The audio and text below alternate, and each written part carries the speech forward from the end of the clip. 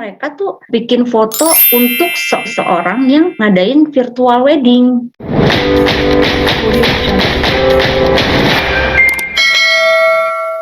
Hai Mbak Echa.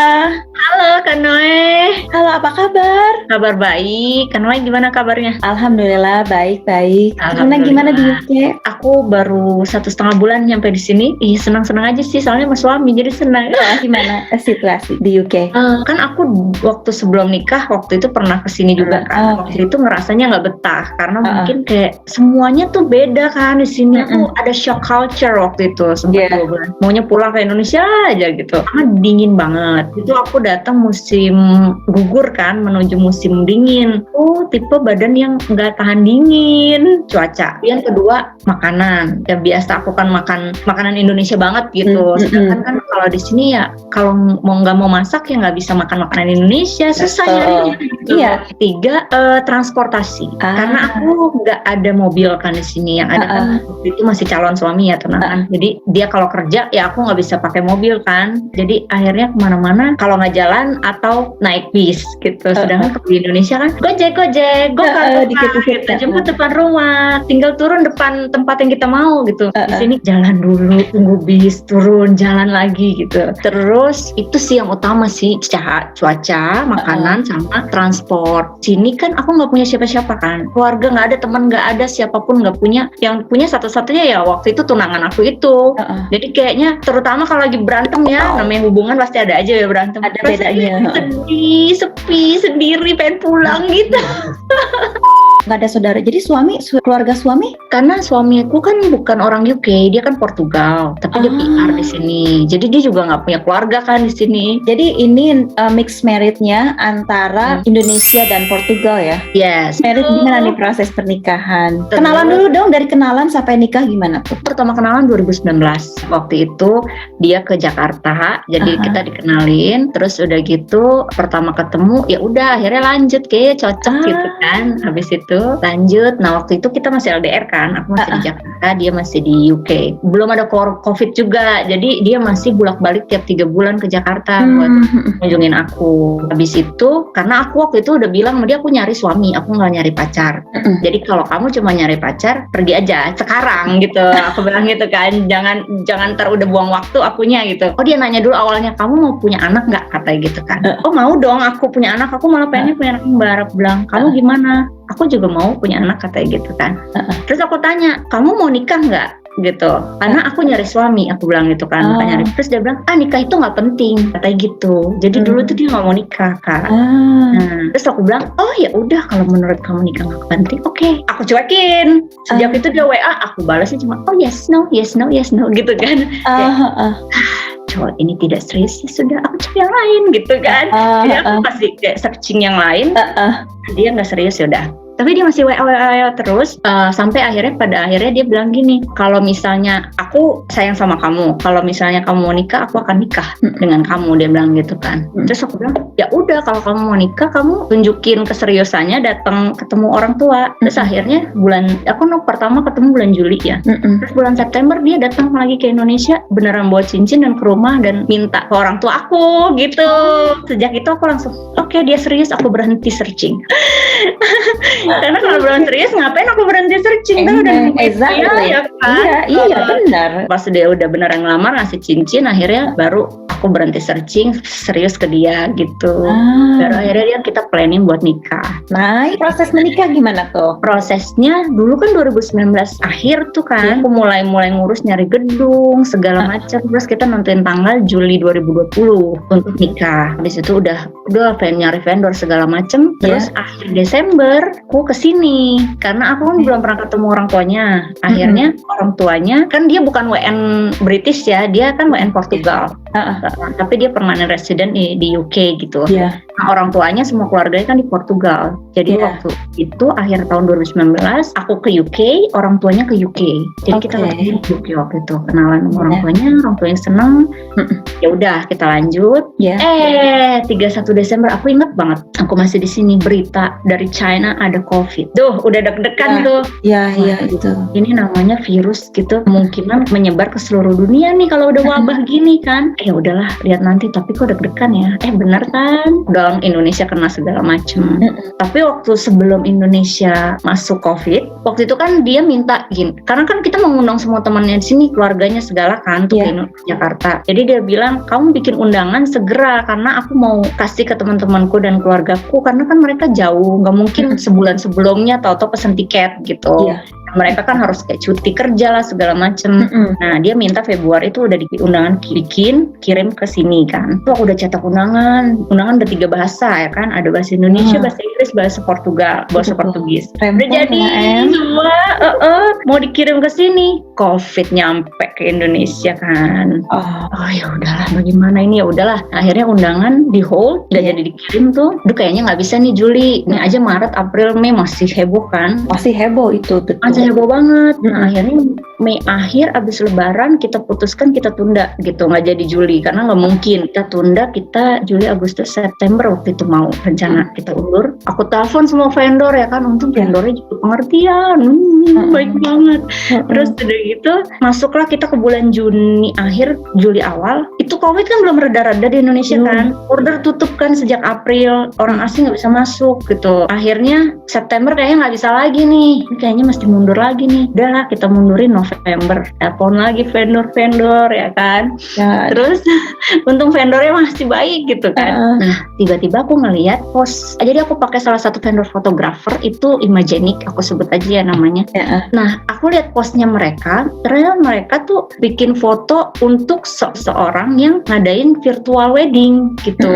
Jadi mereka sama-sama Indonesia, tapi si suaminya tinggal di US. Cuma waktu itu karena lagi keadaan semerawut, mereka nggak bisa pulang kan suaminya untuk nikah. Akhirnya mereka virtual wedding. Nah, habis nikah, ceweknya langsung nyusul ke US. Terus aku langsung, wah virtual wedding aja gitu kan. Yang amat COVID nggak kelar-kelar gitu. Akhirnya aku cari tahu si yang nikah virtual itu, akhirnya aku dapat kontaknya, WA, aku ngobrol-ngobrol gimana caranya.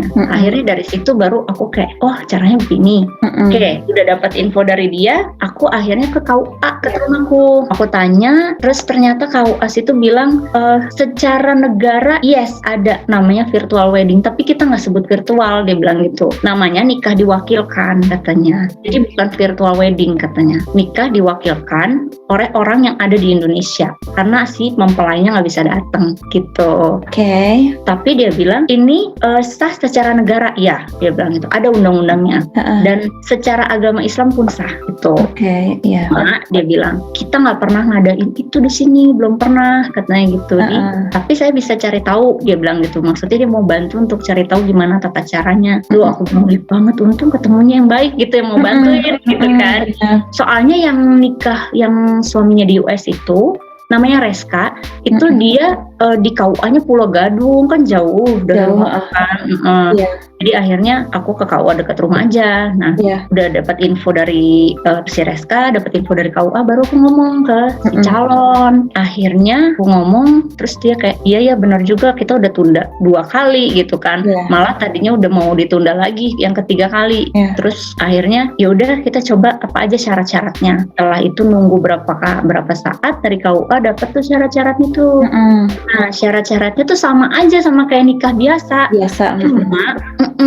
Cuma karena si pelai laki-lakinya nggak ada, diwakilkan oleh seseorang yang ada di Jakarta, siapapun yang ditunjuk. Jadi boleh dari keluarga pihak perempuan, boleh temannya, boleh dari pihak KUA. Tapi karena kemarin dia si suamiku maunya kakek aku yang iniin, jadi akhirnya si kakek aku itu pihak keluarga aku yang gantiin dia. Nah jadi harus ada surat kuasa dari suami aku menguasakan bahwa ijab kabulnya dia kuasakan ke orang yang ada di Indonesia itu supaya sah secara negara. Nah akhirnya dia bikin surat kuasa di depan notaris di sini.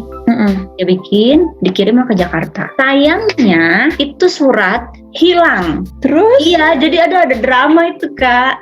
Dia waktu itu aku nggak ngerti dia pakai pos apa ya. Itu surat nyampe ke rumah aku tuh cuma ininya doang tuh yang kayak tulisan dari kepada, satu kertas itu doang. Jadi dokumennya hilang. Terus kan yang terima kan papaku. Papaku kan nggak ngerti. Jadi dia pas nunjukin ke aku, nih surat dari sana katanya. Mana suratnya, mama cuma ini doang. Nggak tahu, dikasih itu doang. Lah, ini nggak ada dokumennya, kata aku bilang gitu kan. Ini cuma kertas depan yang dari untuk gitu.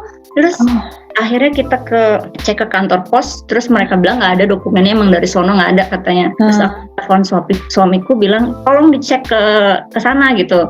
Dia bilang dari sini shippingnya udah nyampe, udah lewat gitu dari border sini. Jadi hilangnya kalau nggak di jalan, selama di kapal atau di border Indonesia. Tapi di border, kata kantor pos Indonesia nggak terima dokumennya.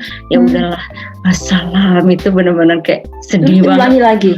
Akhirnya ulang lagi dong, bikin dokumen baru, kesel.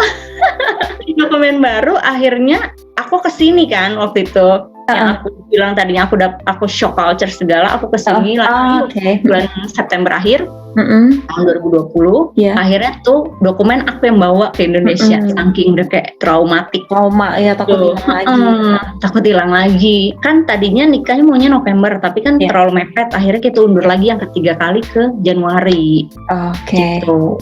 Itu kan nikahnya kalau nggak salah harus ada CNI. Ya. Itu didapatnya di embassy Portugal di Indonesia atau gimana? Jadi kan syaratnya mau nikah diwakilkan ataupun nikah biasa kan harus ada CNI ya. Itu kan wajib gitu. Nah, jadi awal-awal ngurus, karena kita kan belum rencana nikah virtual kan awalnya, udah ngurus. Jadi karena calonku waktu itu adalah warga negara Portugal, tapi dia tinggal di UK sebagai permanent resident. Jadi akhirnya aku telepon ke British Embassy. Terus dia bilang, kalau warga negara Portugal, kamu harus ke Portugal Embassy, walaupun dia PR di UK, katanya gitu. Harus ngikutin warga negaranya. Akhirnya aku ke Portugal Embassy. Awalnya telepon, tapi harus by email. Akhirnya aku email. Terus dia kasih tahu caranya. Nah, caranya pertama nih, mungkin buat yang mau nikah sama warga negara Portugal nih, yang pertama aku harus kirim akte lahir aku ke Portugal, tapi akte lahirnya yang terbaru. Jadi aku nggak boleh akte lahir aku tahun 80-an itu. Gitu. Jadi 6 bulan terakhirnya aku perbaharui ke catatan sipil. Si catatan sipil ini kan aku lahir di Jakarta, tapi aku sekarang waktu itu tinggal di Tangerang, orang tua. Jadi aku catatan sipil awal di Jakarta. Nah, untuk memperbaharui nggak harus ke Jakarta, ternyata mengikuti domisili. Nah, jadi aku perbaharui di catatan sipil Tangerang. Karena waktu itu aku nggak pakai calo segala macam, aku urus semua sendiri. Jadi emang waktu takes time agak lama. Aku mesti nunggu 2 minggu baru terjadilah yang baru. Akhirnya itu akte lahir aku harus dapat cap dulu ke Kemenkumham, Kementerian Hukum dan HAM, sama legalisir ke Kemenlu. Jadi aku legalisir ke Kemenkumham, legalisir ke Kemenlu, terus baru dilegalisir ke Portugal Embassy. Good information. Udah gitu ke Portugal Embassy udah dilegalisir dan harus ditranslate. Karena kan bahasa Indonesia harus ditranslate ke bahasa Portugis. Jadi ditranslate lah oleh embassy Portugalnya. Kita tinggal bayar. Nah, udah gitu udah selesai tuh sekitar 1 minggu, kirim deh ke Portugal. Nah, dia ngurus surat menyatakan bahwa dia boleh menikah dan surat keterangan single dari catatan sipil Portugal. Itu yang lama, Kak. Jadi waktu itu aku ngurus dari Desember, itu baru jadi Juni. Jadi Eca sendiri Portugal Embassy bahwa mau menikah dengan warga negara mereka. Terus lampirin ke lahir, udah itu aja? Belum selesai tuh, masih ada lagi. Jadi runtutannya waktu datang ke embassy itu cuman ada formulir yang harus diisi? Formulir enggak. Jadi cuman datang ke sana, akte itu dikirim ke mereka, menyatakan bahwa mau menikah, di situ nunggu gitu. Jadi akte lahirnya dikirim dulu ke Portugal Embassy untuk ditranslate dan dilegalisir, menyatakan bahwa ini akte lahir sah, kirim dulu ke Portugal, terus di Portugal kirimlah surat keterangan single dan surat layak nikah bahwa si laki-laki ini layak menikah di negara manapun. Itu surat dikirim lagi ke Embassy Portugal jadi, Jakarta. Si laki-laki nggak perlu hadir di embassy itu? Nggak perlu. Soalnya kan kalau dulu kan kalau aku British Embassy kan si yang bersangkutan harus disumpah di situ. Misalkan kita mau nikah sama orang Portugal, kita hanya datang ke Portugal Embassy, terus nanti cuma lampirin lahir kita yang terbaru, Lahir aku, paspor calon suami, sama KTP sama paspor aku. Jadi awalnya tuh si suamiku yang email ke Embassy Portugal gitu kan. Bilang bahwa ini saya warga negara Portugal tapi tinggal di sini, mau nikah dengan warga negara Indonesia, dia sekian gitu, gimana caranya. Terus dia kirim tuh caranya pakai bahasa Portugal pula kan. Terus akhirnya dia translate, terus abis itu baru kita janjian. Aku disuruh datang ke Embassy Portugal gitu, bawa lah akte lahir yang terbaru yang sudah diperbarui, kemudian paspor suami, paspor kita sama KTP Indonesia. Itu aja. Tapi aku lupa aku disuruh isi formulir apa enggak ya waktu itu. Informasi buat teman-teman yang mau sama Portugal, berarti si calonnya ini kirim email ke embassy, apa yang harus disiapin, nanti diundang lah email ke dirimu ya, di email juga. Iya, aku di CC, jadi nanti kemudian dibalaskan sama orang embassy-nya. Nah, baru aku lanjutin tuh emailnya, gitu, kenalin diri, terus gimana caranya, terus bikin janji appointment, terus kita bawa berkas kita. Oke, thank you. Ini nggak perlu ya si calonnya hadir di situ gitu di. Nggak harus. Oke, jadi udah lengkap nih semua, udah keluar CNA-nya. Berapa lama tuh CNA keluar? Di Portugalnya yang lama kan, keluarnya Juni. Memang dari awal dia bilang 3-4 bulan. 3-4 bulan kan perkiraan April ya. Ternyata kayaknya karena COVID agak mundur, jadi Juni baru kelar. Jadi yang dikirim ke Indonesia itu surat keterangan bahwa dia layak menikah dengan warga negara luar dan surat keterangan single. Karena kan di Indonesia diminta surat keterangan singlenya si laki-laki, ya kan? Iya. Dia kirim lagi ke Embassy Portugal untuk disahkan dan ditranslate ke bahasa Indonesia. Ke bahasa Indonesia itu yang itu yang puyeng ya translate-nya. Iya. Terus abis itu udah selesai, baru aku ambil di Embassy Portugal, udah berubah CNI. Terus baru aku masukin ke KUA. Jadi masukin ke KUA itu kan kita ke RT RW dulu tuh. Biasa kan, surat keterangan single dari RT RW. Kemudian kita ke kelurahan yang berkas N1, N2, N3. Dari situ surat dari kelurahan baru dibawa ke KUA. Nah, surat dari kelurahan, kemudian akte lahir kita, akte lahir suami, terus udah gitu paspor suami, KTP kita, surat CNI-nya, surat kuasa. Karena aku kan nikah diwakilkan. Maaf nih, ya Muslim kan? Aku Muslim dan dia mu'alaf. Harus pakai sertifikat mu'alaf. Sama aku diminta KTP dan paspor orang tua suami. KTP-nya dia dan orang tua, dan paspor dia dan orang tua. Seorang tuanya juga diminta paspornya ya? Diminta juga. Kalau keterangan alamat itu diminta nggak? Keterangan bukti tempat tinggal dia. Jadi yang harus dibawa ke KUA. Pihak laki-laki yang harus dibawa ke KUA adalah akte lahir si laki-laki, surat keterangan domisili, paspor si calon suami, dan paspor kedua orang tuanya. KTP dia di negaranya, jadi di Portugal KTP-nya dia sama KTP orang tuanya. Surat keterangan mu'alaf sama CNI-nya ya, sama surat kuasa untuk surat nikah diwakilkan. Gitu. Makasih. Jadi lengkap ya. Virtual marriage, tapi kalau di Indonesia itu lebih disebut ke nikah diwakilkan. Jadi secara negara dan agama itu sah ya? Itu sah, ternyata ada undang-undangnya, ternyata aku juga baru tahu. Jadi dari dulu tuh udah ada undang-undangnya. Tapi karena mungkin orang jarang banget ini. Karena jarang kan yang ngadain nikah yang mempelainya nggak ada di situ gitu. Karena banyak sekali nih dari grup juga yang bermasalah sah dan tidaknya apa diakui. Karena ini kan ngefeknya nanti ke visa gitu kan. Sekarang tinggal di UK visanya masih visa turis ya. Aku kan memang rencana dari awal aku yang kesini, bukan dia yang ke Indonesia gitu. Karena waktu itu dipertimbangkan kayak untuk dia pindah ke Indonesia, cari kerja lagi, mulai lagi dari awal, itu akan lebih sulit dibandingkan kalau aku yang pindah. Karena dia kan kepala keluarganya gitu kan. Masa dia yang nganggur, aku yang kerja gitu. Enggak. Iya dong, kan dia kepala keluarga gitu. Dia akan lebih gampang kalau wanitanya yang ikut aja ke dia. Jadi untuk aku bereksplor di sini mungkin untuk kerja atau apapun akan lebih gampang karena bukan penopang utama gitu. Ya, betul, Ya kan? betul. Akhirnya ya udah diputuskan apa yang kesini. Terus kan kita nikah diwakilkan, kita tetap dapat surat buku nikah sah dari negara sama persis seperti nikah tidak diwakilkan. Cuma bedanya yang tanda tangan waktu akad nikah itu bukan dia, karena dia kan nggak ada. Jadi yang mewakilkan dia yang tanda tangan. Kemudian aku waktu itu pertimbangannya kenapa aku nggak pakai family visa dulu di awal, karena family visa kan takes time-nya untuk ininya, untuk bikinnya. Itu karena aku pertimbangan harus ada IELTS. Aku belum tes IELTS lah. Yes, itu udah gitu. Aku belum persiapan ini itu karena kan harus ada surat bukti ini juga kan. Kayak dari awal kita ketemu apa segala itu kan prosesnya memang cukup panjang ya Kak. Ya. Oke. Jadi sekarang itu visanya visa turis berapa lama? Itu visa turis aku ambil yang 2 tahun. Oh, 2 tahun. Oke. Alright. Tiap 6 bulan aku harus keluar dari UK kan. Ya, jadi harus balik lagi gitu ya. Jadi visa turis dulu ya sekarang. Tahu nggak kalau di UK itu yang cuma merit atau yang bersangkutan tidak ada di tempat yang sama, itu kita sebut proxy merit. Proxy merit. Proxy merit itu tidak diakui di UK. Yang banyak kasus di grup itu yang visanya ditolak kayak spouse visa yang ikut suami, karena ini kan visa turis, jadi visa turis tidak ada kaitannya dengan menikah gitu kan ya. Tapi kalau spouse visa itu pasti ditolak karena proxy merit itu tidak diakui di UK. Bahan pertimbangan ya.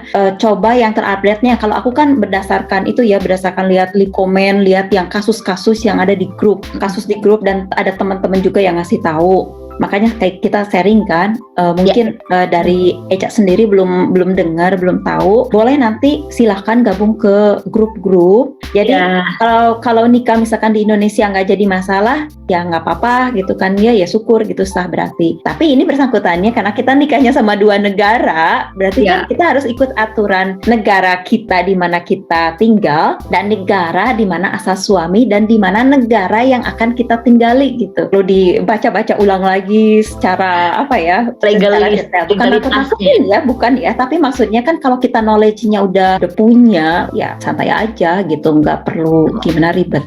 Mau nambahin aja nih Kak, buat yang nikah sama WN Portugal dan mau tinggal di Portugal kan berarti dan nikah di Indonesia ya, pernikahannya kan harus didaftarkan ke Portugal. Nah, caranya itu adalah pertama harus bikin buku nikah sama akte lahir, itu di fotokopi akte lahir, legalisir dulu ke Departemen Agama. Kan buku nikah harus dilegalisir ke Departemen Agama nih. Iya. Kan? Kemudian di fotokopinya sama fotokopi akte dibawa ke Kemenkumham untuk dilegalisir. Kementerian Kumham. Terus dibawa lagi ke Kemenlu untuk dilegalisir. Udah udah dilegalisir ke 3 kementerian, si buku nikah sama akte lahir fotokopinya, dibawa ke Portugal Embassy untuk disahkan dan ditranslate ke bahasa Portugis. Baru ntar dibawa ke Portugal untuk didaftarkan di catatan sipil Portugal. Oh, lambreta ulama ya. Iya, terus kan harus bikin visa kan untuk ke Portugalnya nih kalau mau tinggal di Portugal. Kalau mau tinggal di Portugal ya, kalau tinggal di Inggris kan itu tidak perlu dilegalisir lagi, nggak perlu di apa-apa lagi karena memang udah diakui buku nikah yang itu. Kalau Portugal berarti harus harus didaftarkan ke Portugal. Kalau enggak nanti suaminya masih berstatus single, jadi harus daftarin. Terus kan mesti bikin visa untuk ke Portugalnya nih. Jadi bikin visanya itu tetap bikin visa Schengen dulu, tuh free kalau untuk istri. Kalau misalnya bukan istri bayar sekitar 1,5, kalau untuk turis biasa, kalau istri free. Terus visa Schengen, nanti udah didaftarin pernikahannya ke negara Portugal, nanti si istri akan statusnya seperti kayak kalau orang asing didaftarin ke Indonesia, nikah sama orang Indonesia kayak kita. Kalau di Portugal itu jadi kayak resident card gitu.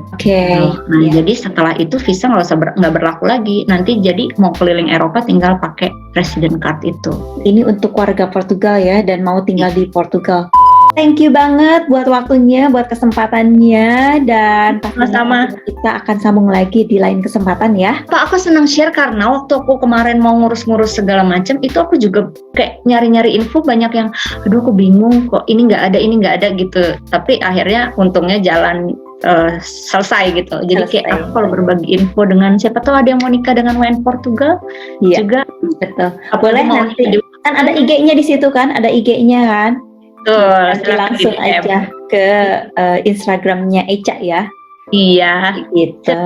private Oke. sih, tapi ntar bisa di DM dulu aja. Ya, sip. Thank you Ya. Eca. Have a good Thank you, day. Kak. Have a good day and selamat berpuasa ya. Ya, selamat puasa Salam juga, bersuami, Kak. salam buat suami juga ya. Iya, sama misternya juga.